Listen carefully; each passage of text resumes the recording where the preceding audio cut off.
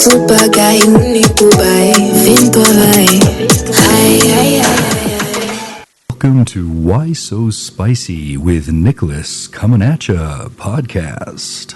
Warning, extended satirical material on this program may strike some viewers as vulgar, offensive, prurient, or, worst of all, serious. It's satire. Please adjust your expectations and interpretations accordingly. Hey, Andrew, thank you for coming on the podcast here. It's great to have you on. I just found your story really compelling. Where you were born, what's your origin story?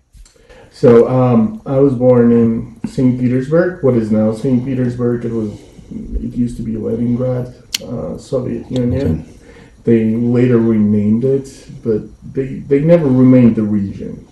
Like, it's still Leningrad region officially, because they decided it's just going to cost them too much money to replace all the signs and everything. And I never thought of that, yeah.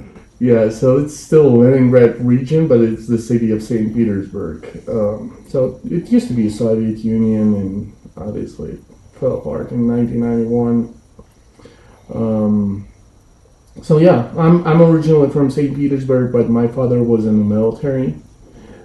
He was a major in the Soviet army, and before the whole thing broke down, he got PCS'd to Kyiv, which is now Ukraine. Oh, that's how you made it to Ukraine. So it was a PCS from he moved to get stationed there. Correct. Gotcha. Yes, and so basically I spent most of my life in Ukraine, aside from the United States. So I spent more time in the United States than I did in St. Petersburg.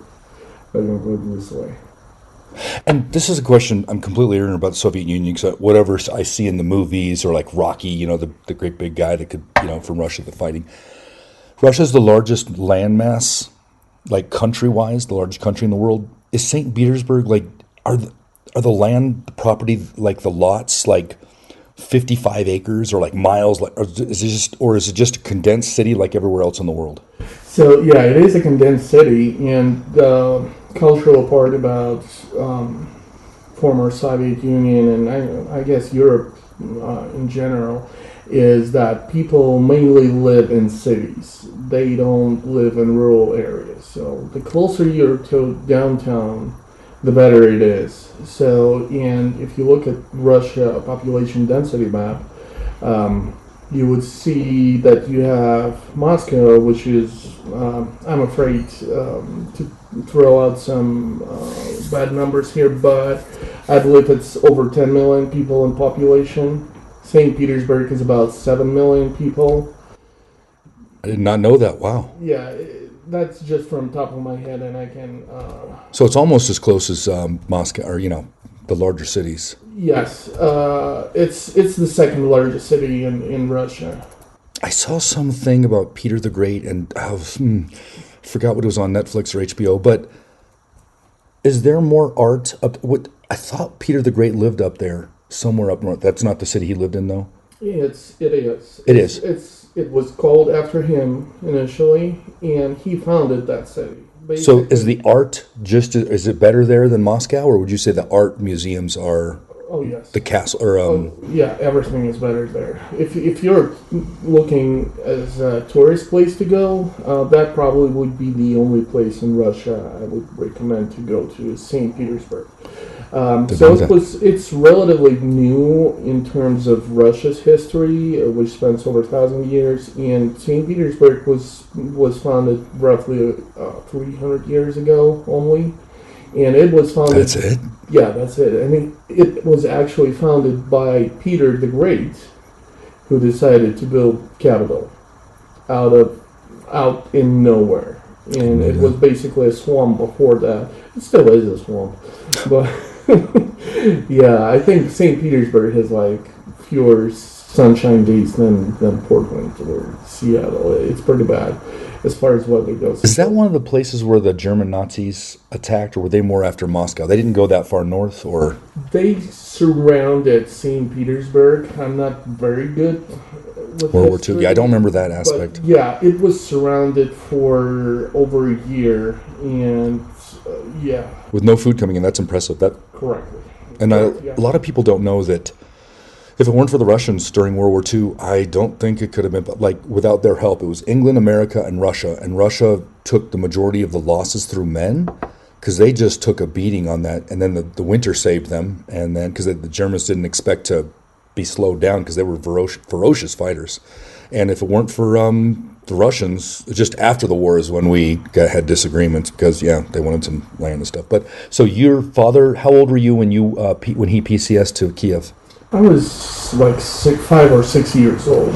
So you remember it? I remember, and when he PCS, my mom stayed behind, and I stayed with my mom. She was in one of the, let me put it this way, she was serving in one of the agencies for Soviet Union. So she was also technically in the military, and she decided to stay behind until she ranks up or something. There were like promotion slots or something like that. So she decided to stay behind, and I was basically living between two cities, between St. Petersburg and Kyiv, moving back and forth. So they didn't, this is a touchy subject, like, they didn't break up, they were just doing it for promotional reasons, or do you think they split at that time? Or? I think... You're 5, so you don't know. Yeah, I think they actually split at that time, but she was coming visiting and everything, because, I mean, long-distance relations don't exist. Yeah. I want to say one time, I apologize if I offend somebody ahead of time. We're culturally different. I just don't want to repeat myself. But I don't believe in long-distance relationships.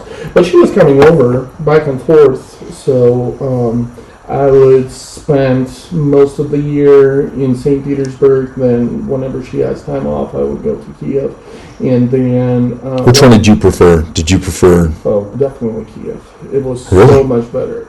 Like better weather, everything? Better everything. Better weather, better food, because, remember, that's Soviet Union still. So everybody was pretty much equally poor.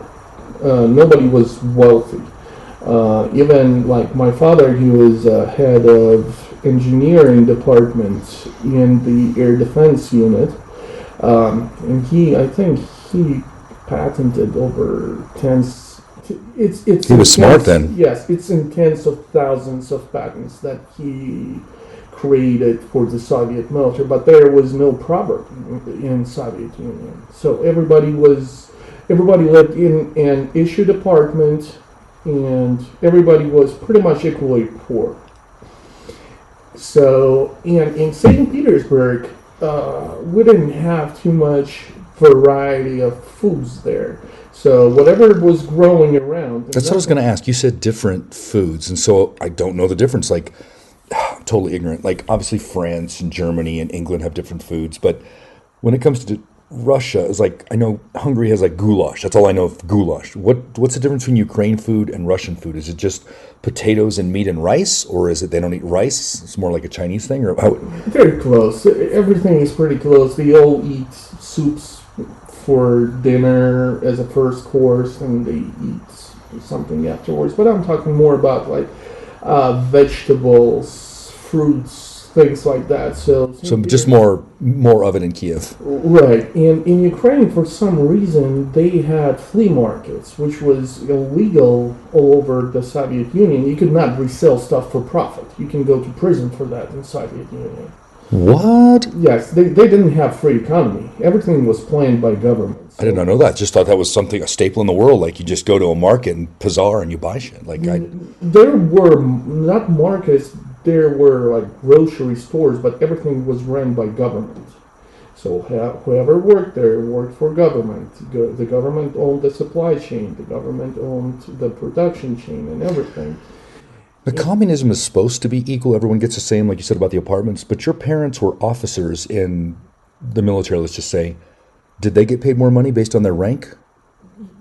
Yes. Slightly more? So average, let's say average pay was I'm just making numbers up, 120 rubles a month. And they were making 180.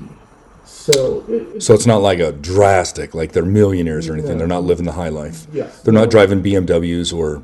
Oh, no, there were no cars, no private cars in Soviet. There were private cars, but they were all ugly and old style. Those were based off, I believe those were basically copied off Fiats of 1940s, 1950s. Damn. Yeah, and you would have, they costed something Cars are hard to ridiculous. Yeah, it come was by. like 10,000 rubles, and you had to pay the deposit, and you would have to wait for like 5, 6, 7 years for it to, for you to be able to collect it. Jesus. So yeah, fancy thing would be like have a carpet on your wall. I don't know why they put it on their walls. Don't ask. No, I remember the Turkish had like silk carpet, so it was like, nice tapestry. It's like, yeah, I understand, but different culture. So in Ukraine, you were like 5 or 6, you remembered, and then you went to grade school there. And what was grade school like for you in Kyiv? So, Because you spoke Russian, that's what you were raised on? yes, in Kyiv mainly spoke Russian. But Oh, so it's everything. From what I remember, I did take Ukrainian as a language in school, but it was more like a foreign language for me. Isn't it really close though? Isn't it like almost just a few words? Like No. it is different? Think Spanish and Italian. Oh my God. Okay, drastically different. It Some does root words, sound- but yeah, that's okay. It sounds similar, but they're very different languages. Because I met some girl at the Sprouts and or it was a store, I forget, but she said, I said, where are you from? Georgia or Russia? And she goes, no, Ukraine. And I said, Privyet. Oh, I initially said Privyet or Mahaba because I thought she could have been Arabic. And and I said Privyet, and I'm like, she didn't understand what I said. And I'm like, maybe she's Ukrainian and doesn't know Russian. Because I thought all Ukrainians knew Russian. It was just a staple, like everyone It knew. is. No, Okay. all Ukrainians know. Or maybe she's just shocked that the big white boy knew. I don't know. Maybe it's just your accent. Hey y'all, my Yeah, fuck. especially if she just Privyet. got here. Yeah, she's like, oh, not the Russian spy. He's trying to get me. No, if she just got here, she probably is confused because we don't normally hear Russian language or Ukrainian language with an accent spoken by foreigners. It's normally the native. Privyet. And then I said, marhaba, because I'm thinking she might be Arabic too, or like, Kyrgyzstan, you know what that is? Kazakhstan? Oh, is that where Borat comes from? Yeah. The great leader Borat. great nation of Kazakhstan. That's funny. I wonder if Russians make fun of Kazakh or Ukrainians make fun of. You know how everyone like the Greeks make fun of Turks, and then Americans used to make in the 70s make fun of Polish people. Like every country has their like we make fun of. Does the Ukrainians have a country that's poor that makes fun of, or is it just the whole continent of like Africa or Cyprus, or what do you guys make fun of in Ukraine? Americans. That's funny because there's like the rich people and they're loud and obnoxious. Yeah, that's kind of funny. Yeah, but no, Ukrainians are really nice people. I mean, they are. Until they got invaded, and now it's like fighting for their lives. Now they're just protective of themselves. And so tell me, you got at grade school and then high school. What were you thinking you were going to do in high school? So, we're already at high school. No, let me stick a little bit in the 90s because those were the best times of my life. So in 1991, the Soviet Union falls apart. I'm in Kyiv. And how old were you then? 6.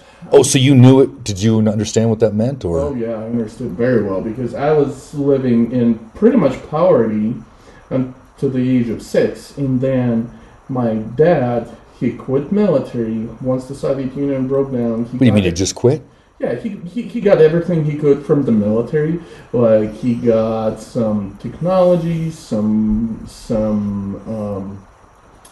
basically he started his own business based on what he was doing in the military, and we became rich. He had a warehouse full of crap, and he started selling it. Oh, yeah, that too. He was like that guy from Lords of War, like Nicolas Cage. He just had enough to sell stuff.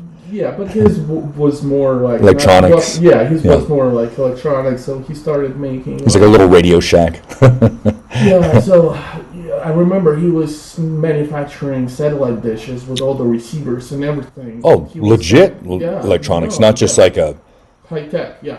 Calculator. No. So, and he would sell it to Arab guys, to Muslims, because they had such high demand there because they have. That's brilliant. Prayer that's going on at certain time of day, so they could broadcast it. Yeah, and they would receive that broadcast and they would worship in front of the TV with the carpet facing east. Okay, west. do not know enough about that part of the world. Are there Muslims in Ukraine then? I think there were pretty much everybody started coming in when the Soviet broke down, because I don't know for what reason. Maybe they saw a lot of different opportunities there as far as. I just never thought of Ukraine as a religious place. Like maybe, well, they have Orthodox, maybe. Orthodox Church mainly, but still, you have that niche market. There's a few of people, who are just willing to pay any amount of money to worship. Because Wow, I didn't think of that. Like, wow, that's a niche market, but hey, he did it, and he got some money out of it. That's awesome. Yeah. So '90s was the best time of my life. I mean, I had. Did you guys get American music over there? Did you guys have hamburgers or? Yeah, we had like the market completely opened, and we had everything. We had all the candy bars, Coca-Cola, all that good stuff. I think we had Coca-Cola in Soviet Union for some reason, but yeah. I'm not gonna lie to you, the Coca-Cola in America, I went to different parts of the world. It freaking tastes different. I don't know what they're doing. Like Kuwait, Coca-Cola tasted different. The sugar was a little off, and it was like I don't know what they do to make it special for them, or it's sugar. It's just the sugars. They use the actual sugar over there versus here we put corn syrup and everything. Tell me that isn't so. Trying to save money. How dare Coca-Cola? Yeah, and you can actually buy Mexican Coca-Cola here. You can buy imported glass bottles. I was about to say, have you ever had Coca-Cola in a glass? Yeah. It tastes so much better. I'm like, oh. It's Mexican, and it's imported from Mexico, and they actually use cane sugar. Now I gotta find it. Now you're gonna be freaking craving Mexican They're freaking like Coca-Cola. $2 a bottle. Don't care the price. I will pay anything. I really don't drink Coke anymore. I'm trying to lose weight, but yeah, that's awesome. So, So yeah, I had the a '90s car. were awesome. You had a car. I had a car. I had a driver. I had a bodyguard. What were you doing at that time? I was in private school. Oh, you were still in. Your father got this for you because he was wealthy. Yeah. You had a bodyguard in your own car? 6 years old. Of course, my father got it for me. So. Oh my God! You had a driver and a bodyguard. Like you were important then. But yeah, the whole country was poor. They were struggling from rebuilding the economy. But I was like, So the other kids at school realized you showed up with a private driver, or? no, because I was in the private school for rich kids. Oh, so they were all. Yeah, mainly. So it was 9 to 6 school. They brought me in. My driver brought me in at 9 o'clock in the morning, and it was all the way through 6 o'clock.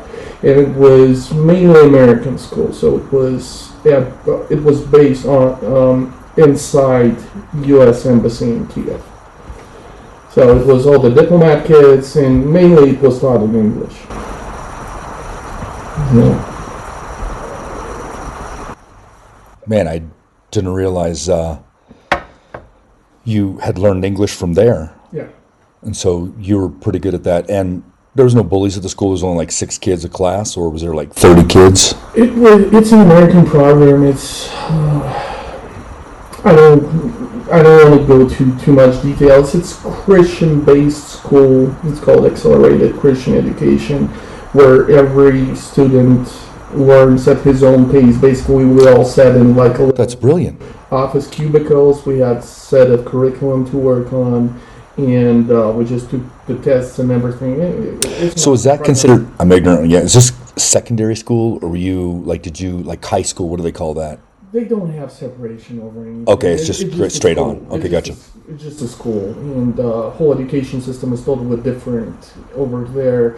Like here in high school, you have kids who break down for every different class. Yeah. Over in Ukraine, you just have 10th grade, and everybody's stuck there. Everybody's taking the same subjects, and they just transit from class to class altogether. That's why they build more strong, friendly relationships over there at school versus here. You just sit next to the person. You're not going to know them. Yeah. You're not sitting next. You have to be social to get anywhere. So when did you, because you took a different path than your father completely, when did you realize you were going to do what you did? When did you get interested? Did some teacher provoke you to like become like a journalist or some investigative? Did you see Sherlock Holmes, or what made you take that path? I love Sherlock Holmes, yeah. But no, I was actually reading it. I didn't watch the movies. Oh. Yeah, I actually read all of it a couple of times. But yeah, no, so I was enjoying my life with my dad up until, I believe, when I was 9 or 10 is when my parents officially separated or broke up or divorced, I'm not sure. And one day my mom came over to Kyiv, and she decided to kidnap me from the school. So, and she took me back to Russia. Did she have any of her helpers, like the people that worked for her, with her, or did she do it on her own? She did. It was just her and my brother. I have an older brother. They're from her first marriage. So stepbrother, yeah. Yeah, they kidnapped me basically. It wasn't violent. You just went with her. Violent. Okay. I'm like, It's like a KGB movie where you're thrown in the trunk, like Andrew, shut up. It didn't come to that because I was only 9. You can't fight. I can't fight. She's like trained by the FSB KGB. She's like a trained assassin and ninja. Yeah. Yeah, I kept asking, when are we going to go back home to Dad? When are we going to go back home to Dad? Like, we're not going back home to Dad. I'm like, oh, shit. Was she a redhead? No. Okay, because the photo you showed me, I didn't. Yeah, it was black and white, so it's like she kind of looked like a redhead. But I just thought of that movie, Avengers, with the blonde lady. What's her name? But she had red hair in the movie. Spider. Oh my gosh, the Red Room. I have no idea what you're talking about. The Avengers. It's a movie in America with. Oh, it's a comics thing. I'm not into that. The Hulk, Thor, and all of the Iron Man. They made some big movie called The Avengers. Anyways, I forgot the name of the movie. Scarlett Johansson plays this character where she's a Russian spy that goes to work for. Salt? No, not No, Salt was good. That was Angelina Jolie. No,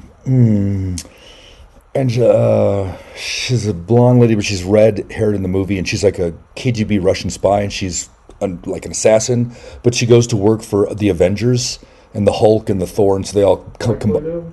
She's the only one. There's only one other person that had no special powers. Black Widow's her name. Yes.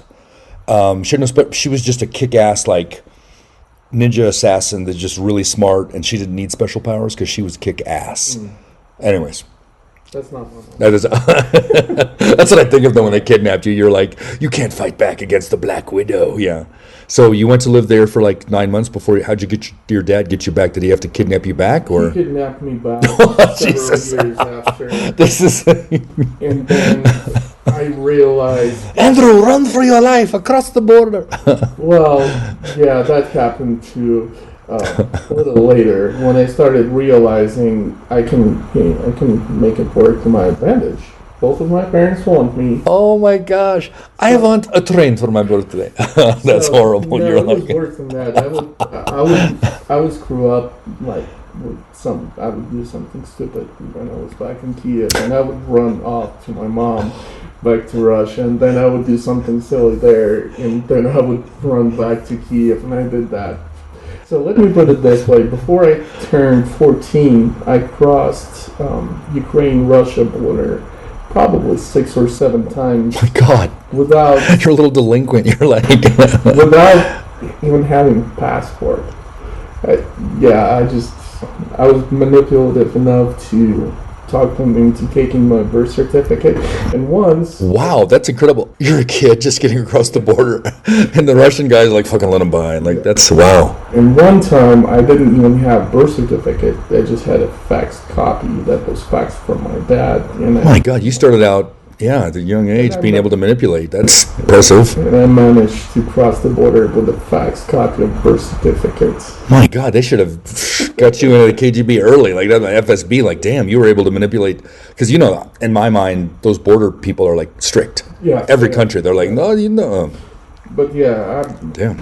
It's a separate story where I was in the same car, I was traveling by train, I was in the same car with the 2 older ladies. They were very nice, and I kind of made friends with them, so I knew when it would come to border, they would support me, and they would talk to those border guards for me. But this is like a movie. This is like incredible. Like I had a pretty full life up until I turned 16 is when I finally settled down back in Kyiv. So I started growing some brains inside my head, I guess. So I stopped doing all that stuff. So long story short, graduated high school, or school in general, back there, and I wanted to become a lawyer. Oh. So I took, I went to a law institute, and I majored in international law, because I thought it was something unique. Like, pretty much everybody is criminal law, civil law, and I'm like, I'm going to do international law. And I know nothing about that world, so I don't know. Yeah. Yeah, it was good. It was interesting. So, and the reality struck me when I graduated, when I started my internship with the attorney company, and I realized that the sole role of attorneys, probably should have done my research before I even started that school, but the sole role of attorneys back in Ukraine, as well, Russia is the same, is just to get a bribe from a person who's being prosecuted and bring it to either investigator or to a judge, because they would if you're being prosecuted, nobody would just take a bribe from you because it could be set up. They would be afraid to take money from you directly. So you do it through your attorney, who knows the investigator, who knows the prosecutor, who knows the judge. Greasing the wheels, yeah. Yeah, there's just a certain number they write on paper for you. You bring it to your client. They drop the charges, or they make you... So if you're wealthy enough, you can get out of most things. Anything. Wow. Anything. Literally anything. If you have money, you can become anyone in Ukraine or in Russia. It's that corrupt. You can get away with anything. You can become whatever you want. You want to become a president? You have enough money, you're going to be a president. Damn. Yeah. You want to be like MP in Parliament? Sure. There's a price tag for that. So you actually did graduate to become an international lawyer? Yes, I did. And when I realized that, oh my God, I didn't study for that for 6 years. I don't want to do that. That's not something that I see myself doing for the rest of my life. So I joined a newspaper that was focusing. It was a newspaper, a printed media, like a newspaper, and it was also an online media as well. And they had a YouTube channel too. They focused on fighting corruption. And I'm like, yeah, that's exactly what I want to do. Did you meet someone in that arena, or how did you come about, just stumble across it? You read it? I just read them. I looked I watched their videos, their shows and everything, and I contacted one of them like, hey, I'm a lawyer. Do you guys want me to work for you? Do you have anything for me? So, and that's how I met the owner of that media platform. Who must be a billionaire, or wealthy, to be the owner.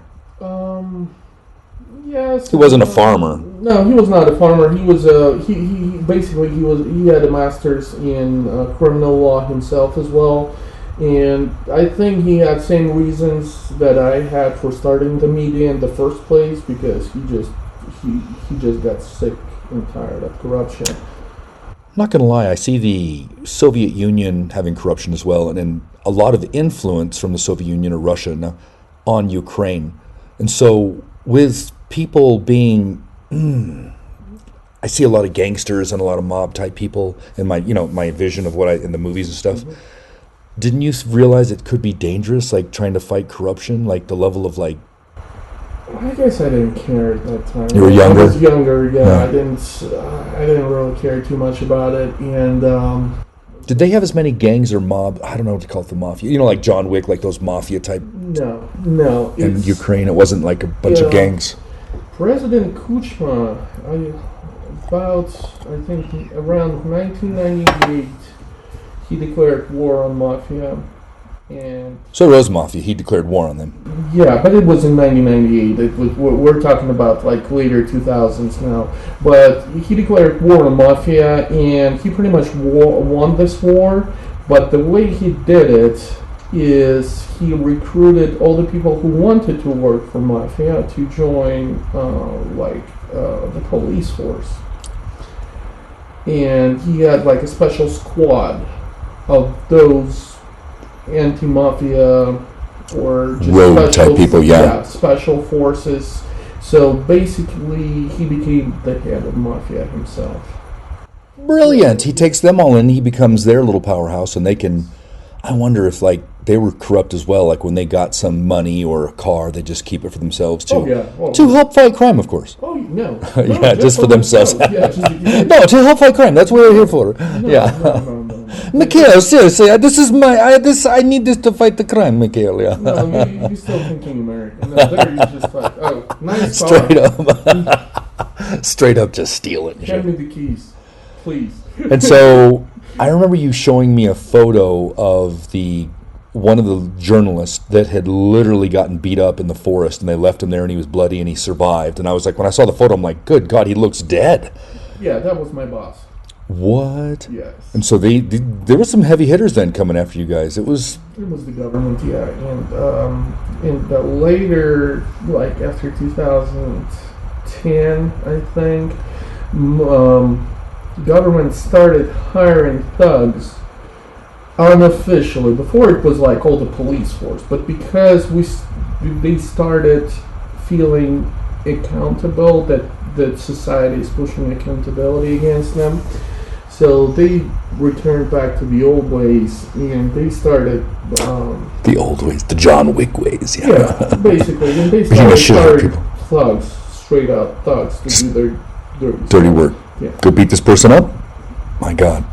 Yeah, that happened to me too. So you actually got beat up for reporting, like in the newspaper? Yeah, and also I got charges filed against me for being beat up. So this wasn't like, is this a free press, but not so free because they could influence you by beating you up or threatening you? It is a free press. The government supports free press. But until it's against them. Until a certain point. So if we were reporting against regular police officers, which we were doing for several years, nobody would touch us. And I got beat up once in the presence of the police officer, and he failed to act in any way, and I had everything on camera, and that guy was punished pretty badly. Like, he lost his job. They paid restitutions to me because the police failed to act, and we had all that recorded. But that, again, all goes up until a certain level, just like in the United States. Let's say you report against Hillary Clinton, you suicide tomorrow. No, those are all accidents. You can shoot yourself in the back of the head with a shotgun. It's obviously. That shit is why I suicide people.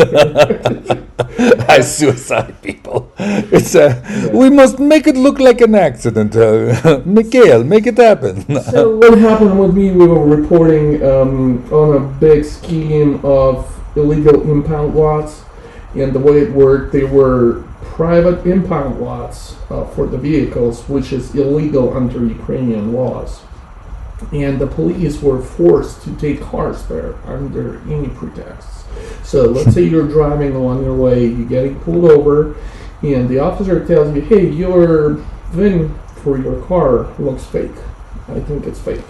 And I think your documents are forged. So he would take the car away from you, they would put it on that impound lot, they would investigate everything, obviously everything comes back clear, and then you're hit with the several $1,000 storage fee. You did nothing wrong. This is all legit. Like, your car is, everything's legit. Yeah, and it's actually against the law. It actually says in Ukrainian law that if there are no charges filed, that the car has to be returned free of charge. So we started investigating it, and we realized that whole scheme belonged to Ukraine's prime minister. Whoa. This went all the way up the chain. Damn. Yes. Because it was all over Ukraine. It was generating millions. Wow, this is enough to kill for. Like, yeah, they decided not to kill us. So basically, we were reporting on one of the lots, one of the impound lots, and the thugs came in. They started beating us up, and we had a bunch of cameras there and everything. So we had proof we did nothing wrong. And about a month later, they start filing charges against people who were on that impound lot against journalists, that stating that we actually beat up the employees of that parking lot. So they dismissed all the video that we had. They said, no, we cannot accept it as an evidence. But here's the statement of the employee of that lot that we can accept, and we're going to prosecute you based on those statements. So, and coincidentally, That is crazy. yeah, I know. And I still have the whole video and everything. Like, you can literally see that they are beating us up, and we're just trying to flee. And they're like, I don't think the evidence means anything to them then. Is that corrupt? At that level, The prime minister's involved? Like, someone's going to die. And for money? They don't care about you, yeah. So, yeah, coincidentally, I was just sent off to the United States. So how many years at that point had you worked for the newspaper? How old were you then? It was in 2013, so I want to say I worked for about 4 years already for the newspaper. And so you, like your law degree, was that like a 9-month course? Like you just go through like a lawnmower repair shop, like Sally Struthers course? Like you could be a locksmith, you could be a lawyer. Like how long was your law school? I'm bad with math. Let me do the math. Oh, jeez. It's basically it's 6 years. 6 years? Oh, so it's normal. Yeah, same. Yeah. No difference then. It felt like a lifetime. Yeah, I know. No, it felt like a long more 18, 19, 20, 22, 3, 4, and then 5, 6, 7, 28. So you were like 28 but when you went to the United States on this. Yeah. About 28 or so? About 20. Sounds about right. And what did they send you over here for? What kind of journalistic it was just course? Or like compare how law enforcement works here in the United States versus to how they work in Ukraine. Your newspaper sent you over to find out, like to get arrested or to break the law? No. It was more like ride-alongs, interviews with the police officers in the districts, things like that. They also, part of it, we were planning to do like a report on differences between like driving in Ukraine, because my whole section was about like driving, like the traffic stuff. So, and my plan was also to like, okay, we have different traffic rules over here than we have in Europe, because different road signs, different driver's licenses. How do you get a car if you're just a tourist? How do you rent one? What do you need? What to look out for? And mainly doing ride-alongs with law enforcement, how they enforce traffic here without harassing people. Okay, I got to ask. This is just a burning question. Do Ukrainian police eat as many donuts as we do, our law enforcement? I don't think they do. I don't. Do they have donuts in Ukraine? I don't remember donuts in Ukraine. I'm pretty sure they exist, but there's a stereotype that the police in America just eat donuts and get fat. It's not stereotyped. So I actually asked that same question from a corporal I was riding with. Yeah. And he said, we do eat donuts. Like, he's like, I'm bringing my own food from my home. But a lot of law enforcement officers eat donuts because it's easy to spot a spit on it. And it made complete sense. Like, if somebody spits in your food, and if it's a salad or it's a burger, you can't. It'll be hidden. But yeah, you're right. The donuts, that makes total sense. Or it's a way to like, hey, it's not my fault. I'm eating donuts. I have to. But he's like, I'm not eating donuts myself. My wife makes my food. I'm eating salads. I'm not allowed to eat the food. My wife makes it all. That's funny. He actually did have like some stuff that he brought from home. And he thought like, funny thing, I was fighting in Ukraine. I was fighting police pulling people over for no reason and harassing people. But when I got here and I was riding along with that corporal, and he was not pulling anybody over. Like, we just parked at the Home Depot parking lot, I think it was, and people were just running stop signs right in front of us. It's a fully marked vehicle, and people were just running it left and right. Didn't care. He didn't. I'm like, God bless America. Yeah. And there was a guy, he had a pickup truck, and the bed was open. There was stuff sticking out from the bed. You couldn't see his stabs whatsoever. And I'm like, dude, listen, he's got this thing open. Everything is hanging out unsecured. You cannot see his text, and he just ran his stop sign in front of us. Aren't you going to pull him over? He's like, why are you so bloodthirsty? As if, why do you must uphold the law? Why? Andrew, you're too serious. We got to let this. Hey, I'm not here to get hurt or anything. That was Florida. Florida police are very laid back. That's hilarious. They rely on tourism, I guess. Yeah, I guess they'd pick on people too much. They would be like, no one would come for tourism. Yeah, so Right, just yeah. relax. It's funny. As long as they're not hurting anyone. Exactly, yeah. It's not a serious crime. We did a couple of break-ins, like investigations, fingerprinting, stuff like that. It was interesting. It's like the police here in the United States, and to all who don't like the police in the United States, just go over to Europe or Ukraine and They protect you. In fact, that was my question. In Ukraine, do people respect the police? Do they fear the police, or do they ignore the police? Like, how are police looked at? they fear the police. Once you get pulled over, you're forced to pay the bribe one way or another. So, or you're getting a ticket for non-existent violations, for anything, basically. So they pull you over, and you are going to pay half of what the official ticket is in cash to the cop. Just like it's expected. But over there, they pull you over for arbitrary reason. There's no reason they pulled you over. They just want some money that day. Going too fast. Or Sounds like Mexico with smell alcohol from you. Could be anything. Checking documents, you still would put something in your documents. At least it was the case when I was there. I don't. From what I hear, it didn't really change much, because even now that the war is going on, they're still harassing people, and even those wearing uniforms protecting Ukraine. So it hasn't changed much from when you left. Yeah, Gotcha. it hasn't. Huh. And so you told me you were at a place, a specific park, when something occurred in Ukraine. Yeah, that was that impound lot when we were filming it, and the thugs started attacking us. And yeah, so I was here for the aftermath of this when they started pressing charges. Coincidentally, I was here in the United States doing the report of the U.S. police. So, and that's when the newspaper's attorney calls me, and he's like, "Hey, if you can, don't come back. Just apply for asylum, do something." That's the part. That's where the prime minister's involved. That case, so it was really big up. And so you were at Disney World that time. You had mentioned. Yeah, it was including Disney and everything. Because that's where a lot of the police go is Disneyland. Yeah, we had an invitation from Disneyland as well, because when they heard that we were making this report about that, they're like, "Hey, we want to be a part of it, because since you're going to Florida anyways, you might as well mention Good us." PR. That's good. That's good. Yes, and they gave us free tickets for. What? Yeah, of course. We had backstage access to everything. And of course, you had seen Disney Mickey. You knew what it was in Ukraine, Yes. Russia, and all that. Yes. So that's No, popular enough. We had all that starting 1991 again when the curtain fell down. You were able to. We had Disney movies and everything, cartoons. So you went there. Was it like a childlike experience, like like you looked at the rides, or was it just like just another commercial venture, people making money off you? It was overcrowded in the what do you call it, the Cinderella's castle. It was hot. Tiny and fake.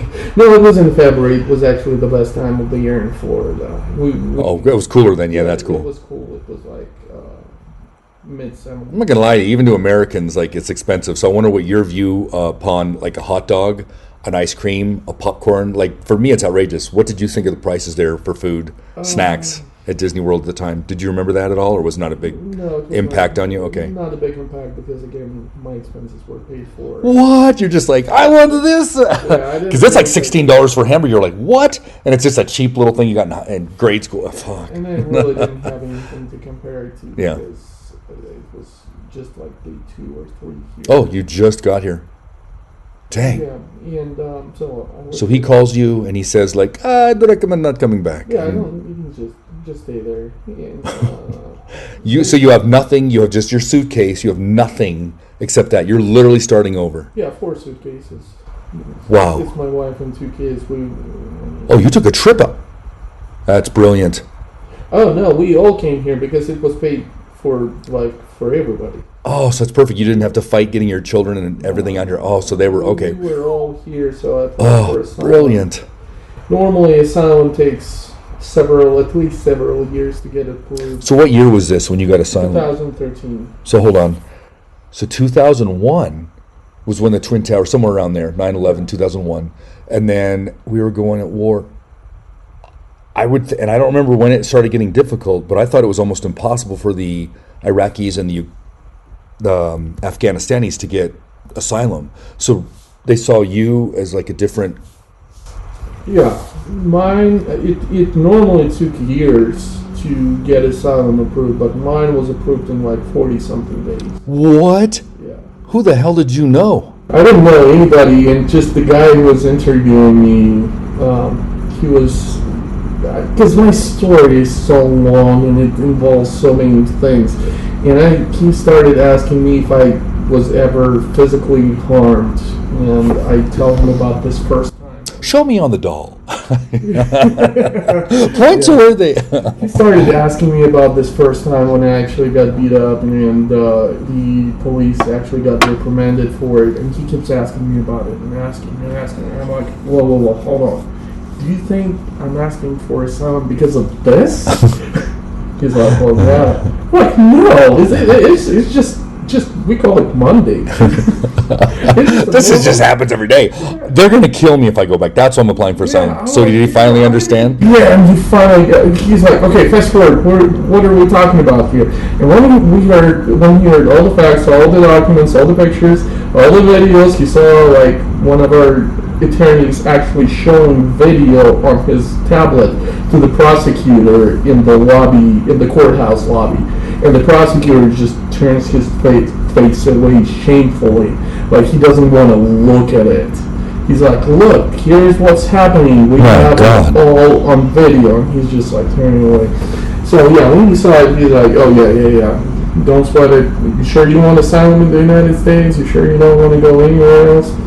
Are you sure you don't want Mexico? No, it was something like, we're not that comfortable we used to be in 1991. It's not that easy now. I'm like, well, I'm here, so yeah, that's why I applied, because I want to. Like, if you had your choice of any country at time, you look back, would you have gone to like France, England, Germany, Brazil, Bahamas? Like, would you have still stayed in America for the opportunity, or? Yeah, it would be either America or California. Which they're the same, right? Oh, no.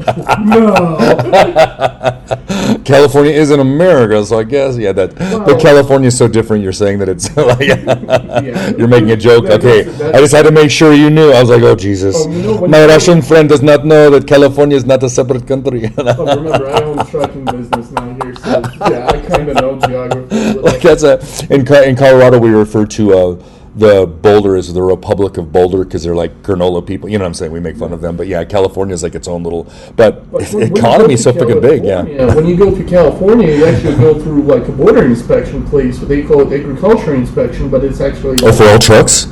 For everybody, even for cars. Every single entry to California, you can look at on Google Street View. I don't remember that, but it's been a while since I've driven. Yeah, I was in the 70s, so I don't remember that, yeah.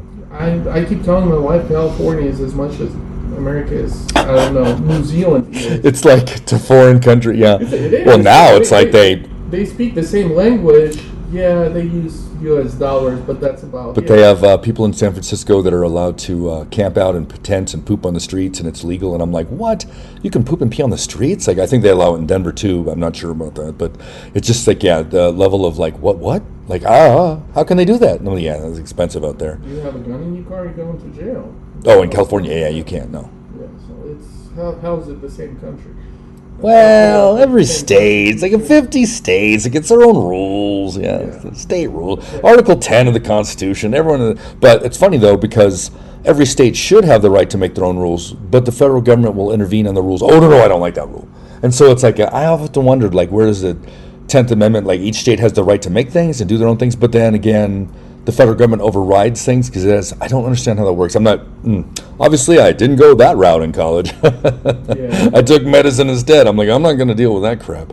Lawyers, that's it. The legal ramifications of all the little details of just a word can change everything. Yeah, but I definitely wanted to stay in the United States. I mean, awesome. I knew a lot of people from the States back in Ukraine, even from the school, because again, we upheld relations since I was in What? Yeah, I was in private school mainly for U.S. diplomat. Oh, so you really knew people, and they were affluent, so that's a good connection. That's good. But yeah, anyways, I got the asylum here. 40 days, that's a month and a half. Yeah. And so, how much money did you guys have in your possession? Because could you still pull it out of Ukraine, or would you guys have to start all over? Yeah, they pretty much seized everything I had there. I was running a side business as well in Ukraine, bringing cars over, importing cars from Lithuania to Ukraine. So, I didn't work for the newspaper for the money. Let me put it this way. I don't know how much cash I had, honestly, back. Those enough to survive, obviously, but I mean, did the United States government give you a $50,000 bonus for coming over? No. No, it doesn't work that way. Oh, Ukrainian, we give you 50,000. How much information do you have to give us? Yeah, nothing not like that. So you, Pretty much everything I own. but you were living in a hotel with your wife and 2 kids, and all of a sudden now you're stuck here. You only have a limited amount of cash, unless your dad could send you something, or you could liquefy everything on the spot. I brought about roughly $20,000 to $30,000 accessible for me. Cash? Yeah. Oh my God, that was the 3rd suitcase. Jesus. Yeah. We didn't trust cards or banks. We don't over in Ukraine. We do cash. Wow, I didn't. The banks. And they allowed you to fly in the plane, or they didn't look at it? They allowed me, and it's a fun story too. So I was bringing all this cash. I declared. Oh my God, you look like a drug dealer when you arrived in Florida. No. It's just myself, my wife, kids. We all had journalist visas, so everything is legit. And I declared the money, and they sent us immediately to the secondary inspection. And we had 4 suitcases, 4 backpacks, basically top of the allowance, the airplane allowed. So, and the lady asked me how much money I had. She's like, make sure you put everything down to the penny, because if we find a penny more, we're going to seize everything. Make sure you put everything down in every single currency, even if it's just like a quarter in whatever currency. So I made sure. One mistake and you would have lost it all. That's crazy. But yeah, in theory, that's what she told me. So that way, I guess she was just doing a psychology trick to make sure I put everything Honest, down. yeah. So yeah, I put everything down. I went through all my pockets, even like the old Ukrainian quarters, which are worth like less than a dime. So I put everything down. She converted everything to the US dollars. She gave me that paper. She gave me, she never went through it. Like nobody checked anything. That's so cool. She gave me a bright orange piece of paper that said secondary passed. So we went out back to the main line where everybody's waiting for their baggage to be ripped open, and just that's the picture I see, like the CBP there going through every single item, everything is flying up. Your underwear is dirty. Look at this. Yeah, something like that. And they see our bright orange secondary pass. They're like, no, you're good to go. I'm like, what do you mean, you're not going to look through suitcases? He's like, no, you already passed secondary, you're good to go. Oh my God. So I skip all that line. America's wonderful. Look what they do. They escort us through. That is freaking awesome. Wow. That was cool. Yeah, and here in the States, when we just arrived, we had a house rented for us by the newspaper. Oh, so you did have a house. It wasn't. It was a house. So you had to transition that, And and then for 3 weeks. So once we applied for asylum, that. we realized we need to rent something, and we. Florida's expensive too. No, not as expensive as Colorado is, because my first house, it was 1,900 square foot single floor house. It cost me like $1,300 a month. That's not bad, but that was back in then. Yeah. When I left Florida, like 2.5 years ago, it tops at about $1,700 a month. That's not bad. So what did you do once you got asylum? You could get a job. What did you think of doing? Like, I could not think of anything. I lost all my possessions basically that I had back in Ukraine. Still, I I mean, you had your toothbrush and clothes and cash, and that's it. Like, you had to literally start over. Pretty much, yeah. So Did you have your law degree? But that doesn't count in America. It doesn't Like, count here. It doesn't count here. It doesn't work here. So, the refugee resettlement office, they started having me find a job. you're like with all these poor people from the Middle East, and they're wearing shawls and stuff, and you're like, In Florida, Cuba. So yeah, I started as air conditioner technician. how did you learn that? They didn't teach you that in law school. No, they taught me that here, and I was running duct in the new construction building. Here you are as a lawyer running air conditioner crap. That is, wow, humbling. I also owned satellite television like something like a dish network, but on a smaller scale back in Ukraine. So, and I thought to myself how different it could be from running cables in the attics. I'm just running duct. But yeah, it was very different. It was Not the the same. toughest job in my life. Yeah. What? You go in the new construction, it doesn't have a ceiling yet, but you stick your head up there and it's instantly like 140 degrees up there. Oh, that does not sound fun. It's just ridiculous. How long did you do that for? About 2 months. Damn, you're like, that's enough of this shit. I saw actually a Dish Network van driving past me.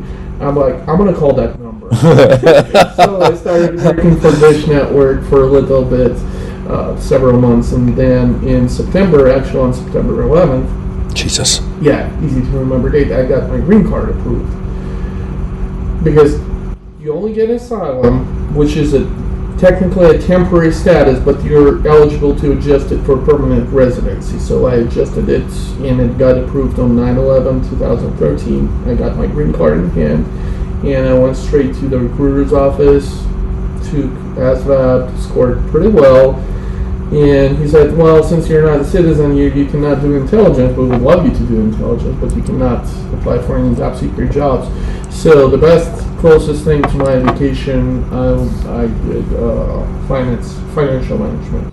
From lawyer to financial management. Yes, and then to financial analyst, and then to financial. Why wouldn't they let you go into...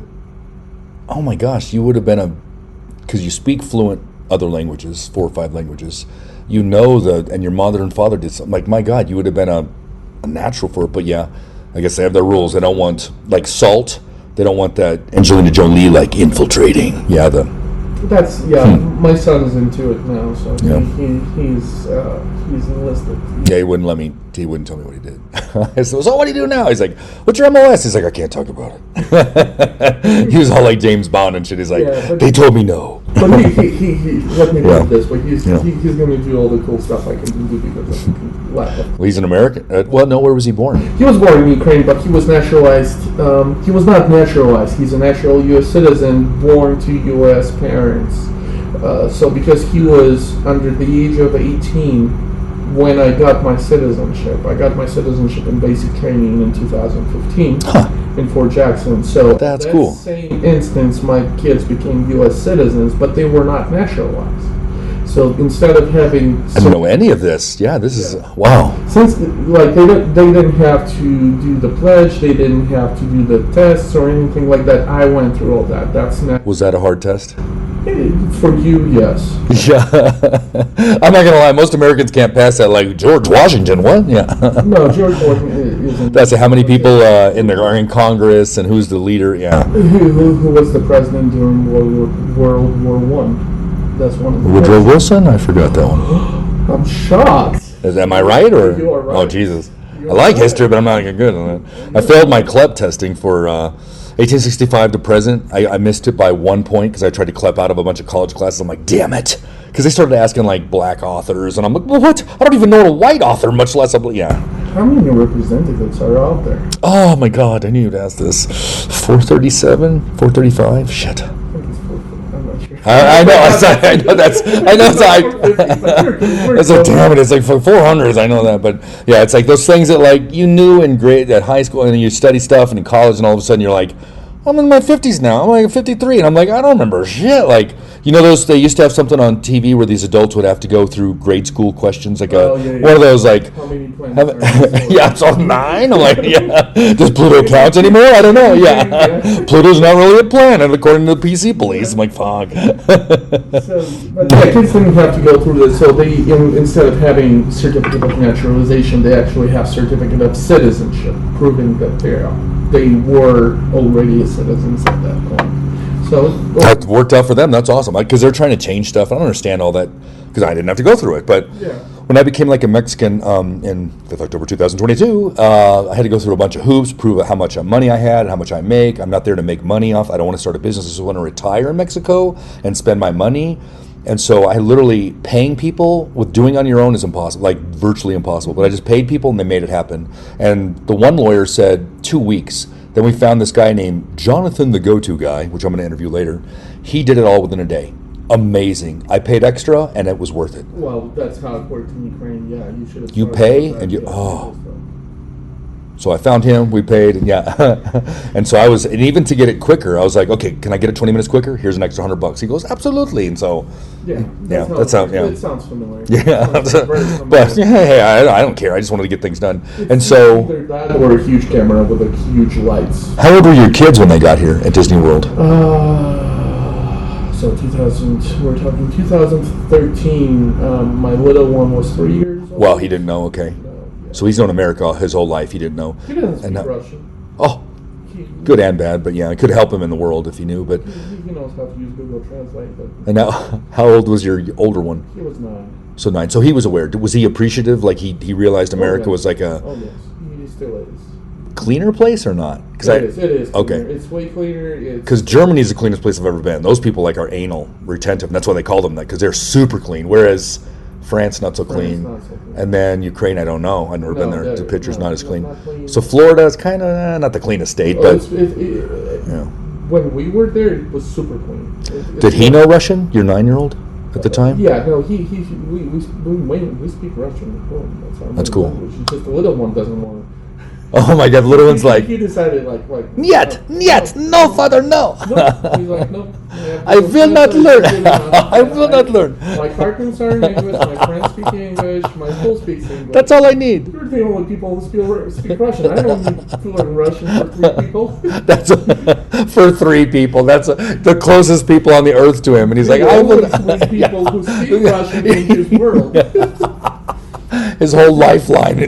He's like, no, I'm not doing this. So That's funny. he speaks English. Here we go. We're back from break there. Thank you, Andrew. And talking about your kids getting to America and stuff, and your son joining the military now. And how long did you spend in the military?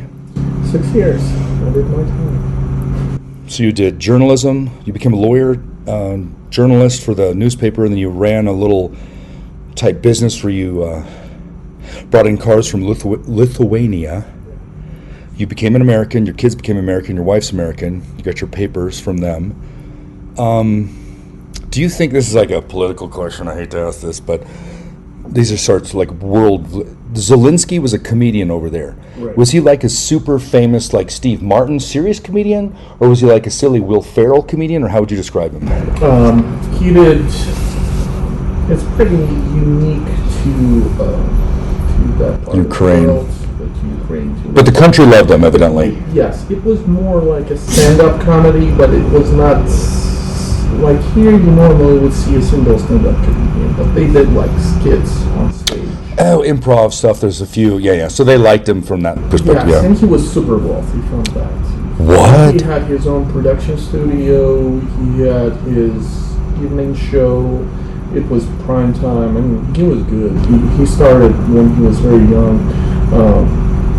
So he's personable. People like him. Yes, and he actually had a movie where he became a president fighting corruption. What? How brilliant! Because that's one of the things I was going to ask you. Do you think it's still corrupt? Because he said he's Oh yeah. currently fighting corruption, but it's hard to overcome that entrenched world corruption. Yeah. If any Ukrainian tells you he's fighting corruption, that means he's suicidal because he's fighting himself. Pretty much everybody I know, and I have a couple of friends, Jewish guys, who came into Ukrainian parliament, also used to fight corruption before that. But once you get access to that level of money, to that scale, it's very hard to resist. I don't know a single person in Ukraine who is in power who is not corrupt, who's not accepting bribes. I think it's worldwide, except in America. We're the only country that's not corrupt. Just kidding. We have zero. We are the perfect country. I believe U.S. is corrupt just on different levels. The different types of corruption. Yes, Yeah, here- they can hide it better. Yeah, Yeah. you don't get pulled over demanding a bribe from you, or you're not going to pay $300 if you're about to get DUI and get away with that. So I met. Was it your wife's mother or your mother? It's my wife's mother. Wife's mother. Did she end up going back to Kyiv? Yeah, she came back. Because I was worried to death that she would go back. Like, what happened there? Like, is everything good or? She's good. Yeah, she got used to the air raid sirens already. Jesus, that scares me. They Like, go off pretty much every night, but now that the U.S. has supplied the Patriot air defense systems, that's protecting? Okay. they're shutting all of it down, but they still hear the air raid sirens. She's close to being 80, so she was just concerned. Like she's got a life there. She's got most. Of I just couldn't imagine going back to safety here, war zone there, still worth risking it. I just worry that, for her safety. And so this is a weird question because there's no right or wrong answer. How do you think the war will end?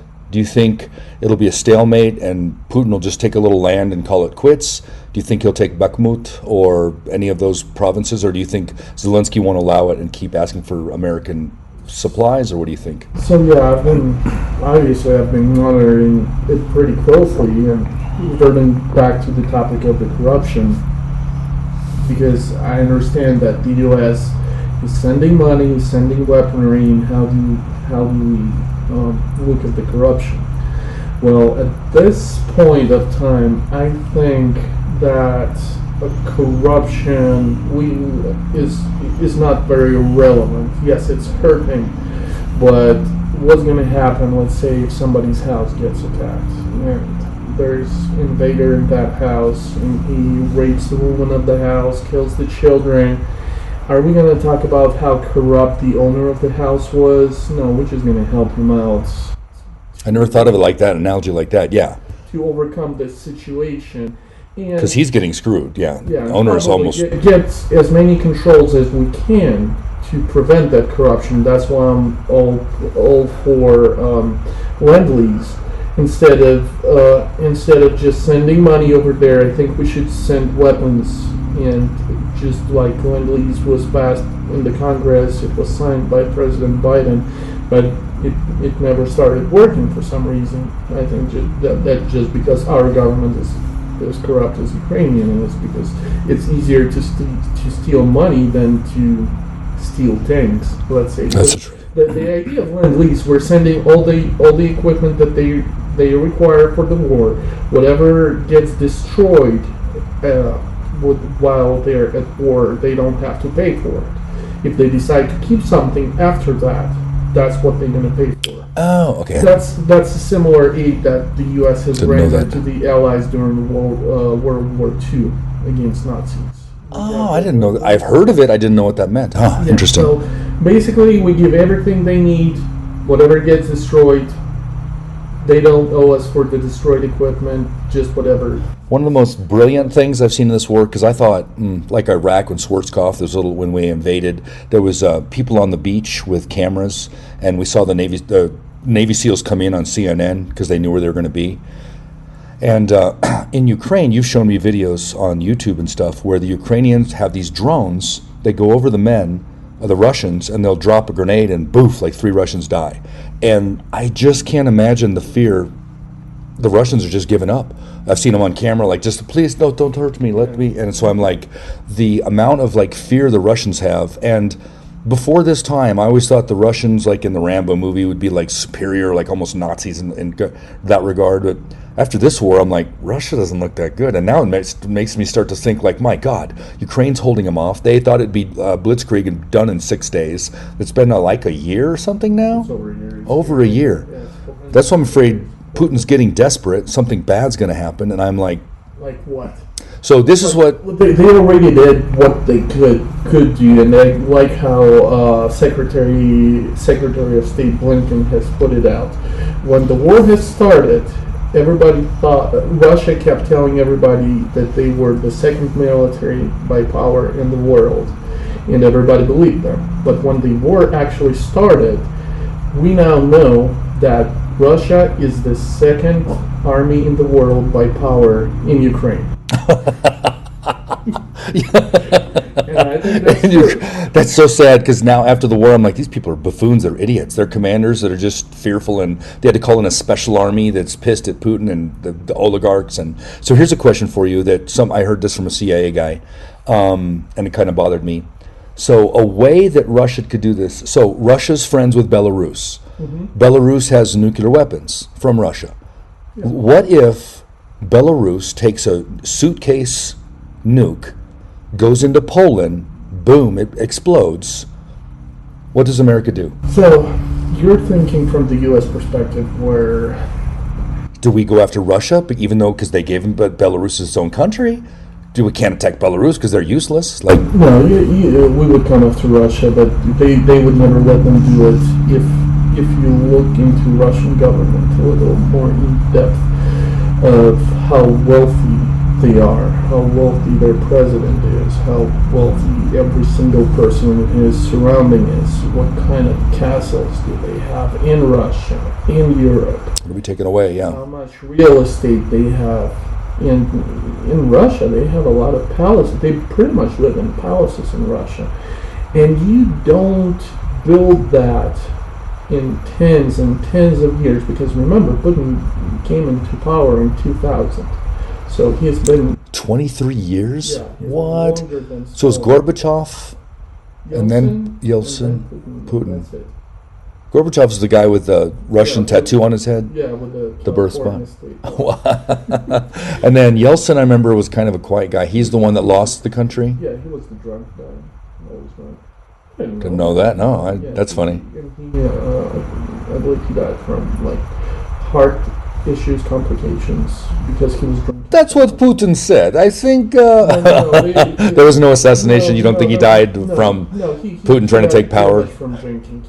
He was always drunk. 23 years of power, more than Stalin. Damn. So he is and was building mansions and mansions for him, his children, his lovers, more children, grandchildren. So he's trying to build a legacy. He's trying to become like Genghis Khan or Alexander the Great. Damn. So, and he is not going to burn all of that down. So whenever anybody's speaking about, oh, they're going to go off with the nukes, no, they're not. Because he has a lot to lose too. He doesn't want to ruin his lifestyle. Exactly. Yeah, he did all that to keep his power and to keep his wealth, and that's the only motivation for Putin and his surroundings, is just to stay in power and not lose all the wealth that they have. They don't have any political motives. I don't believe they do. So why hasn't? I guess it could be similar to the Bay of Pigs. So the CIA was trying to kill Castro, and they never did it. And I'm asking why Ukraine hasn't killed Putin, or why hasn't Putin killed Ukraine? Why hasn't Putin been able to kill Zelensky? Because he's in charge of the large force. Let's call them the FSB, KGB. There's so many letters out there. He has some special people, and then the Wagner Group and his Spetsnaz. Why can't they kill Zelensky? Is it like, I mean, they tried 8 times in the past. That was like a year ago. What is it going to change? So they'll still have someone step up to. They're fighting Ukrainian people. Like Zelensky probably would have wanted to surrender a long time ago. It would benefit him personally. But it's just the degree of hatred in the nation against what Russia is doing. They are not going to Just give it. Yeah, there's no forgiveness. Forgive that. It's going to be a long time, yeah. They are going to take all the land back. They are going to, I believe they are going to restore. I'm just afraid there's been so many men that have been lost. Do they still have a standing army? Is like Ukraine have? Okay. Because Russia just bombarded, they bombed, they did horrible, the thermobaric things that we used in Afghanistan. Vacuum bombs. Yes, and yeah, that's scary. And it just seems like they were trying to take out apartment buildings. They've committed so many crimes that I think, I can't think of another war. I think even the Chechens and the what was that war called? The Bosnians and all that, and the Serbians. I think Hitler. I think Putin has committed more crimes than even the Serbians and those people. And I think he committed more crimes than Hitler. As many people after going after apartment buildings, churches. He has no. It just doesn't. There's no ethics there. There's no. No, and again, Putin has done more than anybody in the whole history to consolidate Ukrainian nation. They became a nation. Before war, nobody really cared about Russia. Like in a sense of, there were a lot of people who supported Russia. There were a lot of people like myself who spoke Russian in Ukraine, and they're saying they're there to protect Russian-speaking population of Ukraine, which is complete BS, because I spoke Russian my whole life in Ukraine. I made cops speak Russian to me because I told them, like, hey, I can't understand what you're saying in Ukrainian. So, and they were forced to speak Russian because I did it because a lot of my audience were Russian speaking, and I wanted to force them to speak the language that everybody would understand. And I guess they knew that, but nobody, like, I never faced any oppression or any discrimination whatsoever. He used that as a ploy. It's like, there's Nazis there. There's like 12 Nazis. We have to invade. Or, yeah, the Russians need to be protected. That's the whole, like, Georgia, he used that before. And, yeah, these fake ploys of perestroika. And I just don't understand. Do you think people in Russia truly believe him and his... Yes, they do. They Yes, really they do. believe him in their hearts? That's Like, damn it. part because they have... It's like a flat earther. Come on. The It's propaganda's strong, though? It is very strong. There is no independent media in Russia. Everything is run by governments, so they So it don't truly have- is no speaking voice. Yes, no. And if you do speak voice, you can go to prison. Like What's the other guy that was running against him that's been in prison like for a year now? Went on a hunger. Navalny? Yeah, he went on a hunger strike and all that. Is he going to stay there forever? You think he's going to die in prison, or because I don't see I him? think he's going to die in prison unless they change government. They need like the charges against him are bogus. It's something similar to what happened to me. Like they found something where he supposedly did not pay taxes or something like that. Oh, something inconsequential. They caught him like on parole, and he was supposed to check with his parole officer like every 3 months or so, but then they poisoned him. They allowed him to go for treatment In Germany, I remember that, yeah. and the reason why he's behind bars now is because he didn't check with his parole officer while being in Germany. In the hospital. In the hospital, yes. He's sick, and Yeah. well, he broke the rules. He deserved it again. Yeah, fuck. You got the permission for that and everything. So, yeah, that's just how it works. They let me try to translate it. There's a saying in Russian. It comes from Soviet times. It means if there is a person, we can find what to charge them with. We'll make something up, basically. Yeah, we can. And if you have a clean record, that doesn't mean that you are good. That means we're not working hard enough.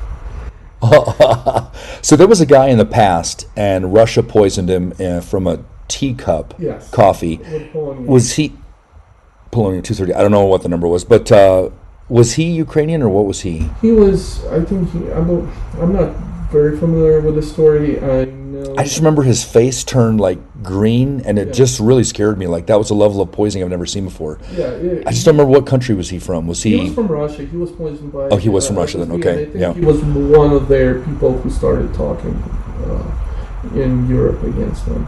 I know recently the FSB tried to poison someone through the underwear. They broke into his apartment, put it in his underwear, and That was poisoned. Navalny. That was him. That's Oh how my he God. ended up in Germany. Jesus, Yeah. that was the poisoning event. Jesus. And they called him. Yeah, that was hilarious. They actually his team members from Navalny team. They found the phone number for the FSB agent who actually did that, and they pretended they were his superiors. And he actually spoke out in details how he did it, where he applied the poison, how he got. That's an indictment. From the police. Yes, exactly. And it was, Damn. They did it all live. Navalny himself was calling him. What? Phone, and he was Fuck. pretending he was like a general or major or something. The guy's scared. Yeah. And then I put it in the underwear. After that event, I threw all my underwear away and bought new underwear. I was so paranoid. Like, forget the food. Just have someone has to try on your underwear before you put it on. That's crazy. Because it could be a slow absorption. You're not going to know you immediately where you got it from. That's a scary thing. Don't mess with them. Yeah, but I know the CIA does stuff too, so it's all the same. Yeah, Just I was poisoned once, so. Oh, fuck, to bring this up again. So, damn you.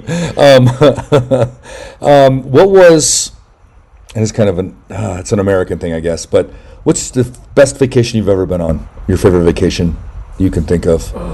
California. Out of all the things, out of all the states, you say California was the best. But that's so funny. Yeah, The irony there. No, you asked about foreign countries, right? So it was the best That's funny. one. So where'd you go? At Disney World? Or? Up the highway, Malibu and to San Francisco, or where'd you go? So we started from Monterey, going down to Cambria. Oh, nice. I love this place. All on separate motorcycles, or what'd you guys do? No, we just rented a car. Convertible, or? No, I don't like convertibles. Huh. Just Yeah, your hair and something, yeah. too much wind under here. We did convertible once in Florida when we drove to Miami for a concert, and Doesn't like it, yeah. Yeah, it was Too much. the whole time. Yeah, Gotcha. It's too much. So yeah, but yeah, California one is beautiful. So you know how different parts of the Florida's food has a southern, maybe a Latino accent. You can taste it. Did you think California food was any different on the Pacific Highway? Is just American food the same? Oh, it's just the seafood. I love seafood. Yeah, they have So you're talking bass, shrimp, or you talking sea bass? Sea bass, the best sea bass I ever had. There in Seattle. I'm also a big Twin Peaks fan, so I don't know. My best. What? I was split between the state of Washington and California. That's funny because of the TV show. Yeah, because of the TV show, we went to that hotel where they actually filmed the show with that waterfall. That's cool. Yeah, they also. Isn't it funny how TV and movies influence people just to like, this is the best? It's not all of them. It's just like a few of those. Was it overcast in Seattle when you were there? No, it was actually sunny, and it was The one time in the history of Seattle. There's a little town. It was not filmed in Seattle. There's a little Indian reservation a little bit east of Seattle. Snoqualmie, I think it is. It's beautiful. It's a small town, and it's pretty much, it feels like Twin Peaks. So if you've never been there, you I lived in Tacoma and then Bremerton, a little island off these. Yeah, I got sick there, pneumonia as a kid, and it was a mess. Super cold up there. My parents went down for a trip to California. They left me, I think it was sixth grade or seventh grade on my own. But the neighbor who lived like 200 feet from us was this single guy, and he was building.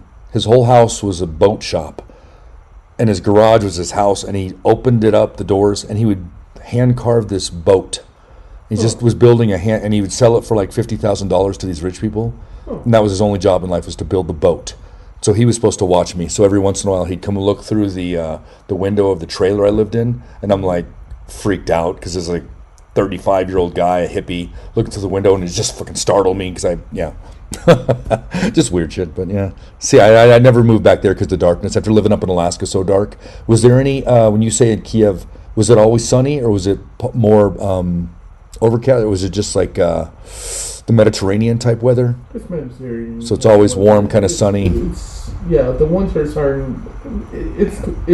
Like Colorado Springs has pretty similar climates. Oh, so you don't mind the snow here? No, not at all. And it's just the elevation and the dryness that I don't like here. But so you opened up when you arrived in Colorado. Did you open up your trucking business here? No, I opened it when I was still in Florida. I was still in the military when I started it. And you were in the military when you started the business? Yeah. That's incredible. I never thought. I just never thought of starting a business while I was in, because they have all these rules that I had to adhere to, and so yeah. Basically, it cannot interfere your service, and you cannot use your service for any gains. And because I was in medical, they never let me. That makes sense because I didn't have. They wanted me to work 24/7 for them. I was not doing any like financial extra stuff. Yeah, I was just. We got contracts with UPS, and we're doing long haul. And so one of the questions I have, because one of the trucking questions, California now has such strict laws about something. You have to be in a trucking union. You have to somehow pay money. Like, do you let your drivers go out to California, or is it too strict, or does it impact you in any way? We go to California all the time. You don't have to have a company in California to go to California. My company is registered in the state of Washington. So I just heard truckers complain about California for some reason. I don't know why. That's California-based trucking companies. That's why all the businesses run away from California. Taxes and regulation. You can open your company, you can register. That's what I did in the state of Washington. So you can drive there, but if your company's there, you're host. Exactly. Yeah. You pay like interest rates. We can drive anywhere in the United States, Canada, and Mexico. We have operating authority in all those areas and states, so it doesn't really. I looked at winning the lottery. It's the only way I could afford to live in California. But even on the Malibu and all that, 10% taxes though, and everything else is like crazy. And the regulations, like, I don't know if I could live there anymore. I used to, as a kid, I didn't know what was going on. Now I'm like, what? Well, Colorado's a little cheaper, yeah. For me, it's easier because, like I said, my company is based in Washington. I still hold my. But just think smart about it. And Washington is because the insurance rates are really great in Washington. So your son's in the military, your older son. What do you want your younger son to grow up to be? No, I don't know yet.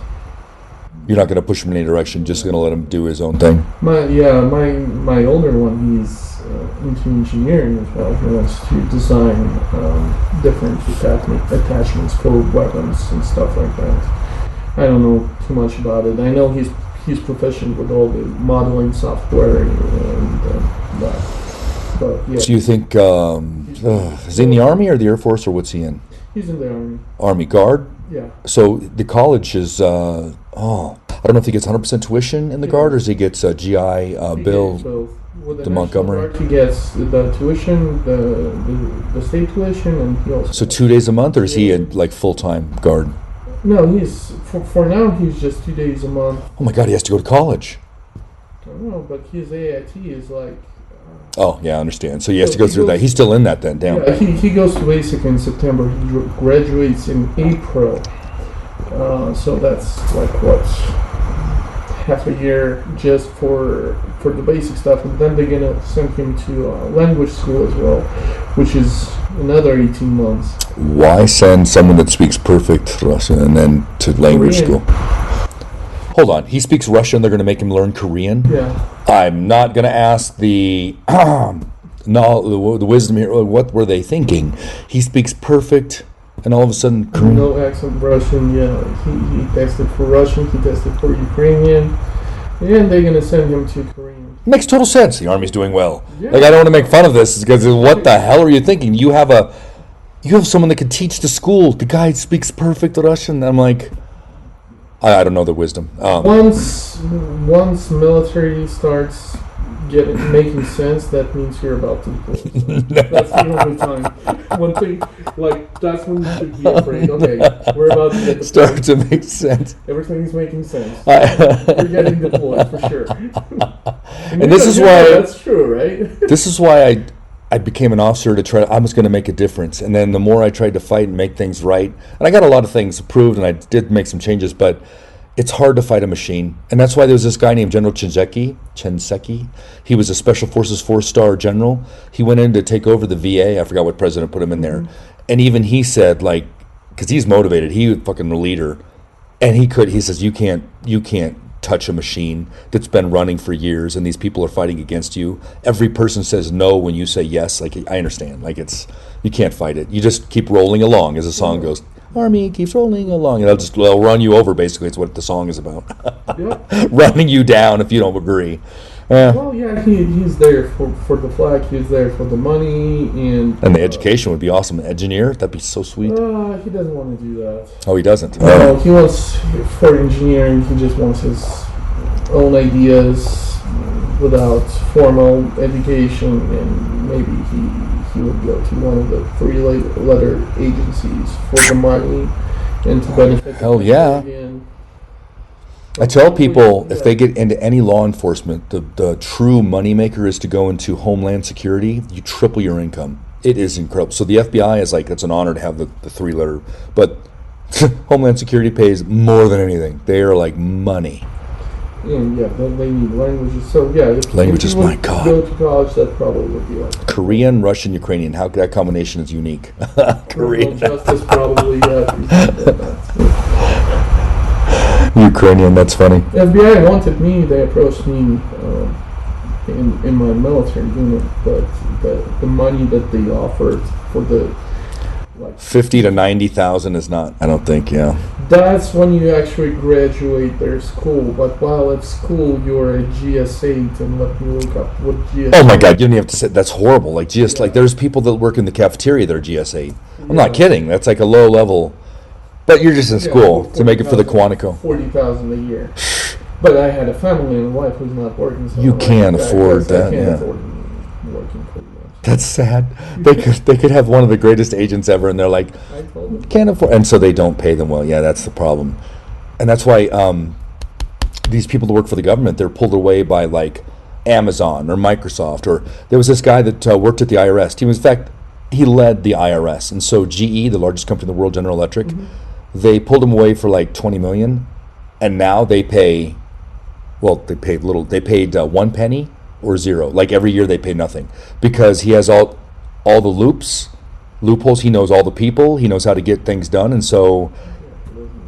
Yeah, and so why would you work for 160? I think it's the max the government will pay you with bonuses, unless you work for like Edward Snowden and they give you bonuses for cracking something. But otherwise, the government doesn't pay that much. Whereas $20 million, I would walk. Yeah. And so you're selling cars now. You have the business of transport. You're the transporter, and then you do the printing business on the side. Oh yeah, that's my something. I'm like, yeah, I don't have time for that. Keep selling printers, man. Those were nice printers. They weren't like legit, like cheap little. They were like expensive, like thousands of dollars. I'm like, damn. I never even thought of that kind of stuff. But well, I appreciate you being on the show. I like the Russian perspective and just someone that speaks Russian and Ukrainian and the war and stuff like that. So it was an honor having you here. I appreciate that. Well, thank you for having me. And I will sign off for now. And why so spicy? Thanks, Andrew, for coming on the show. Thank you.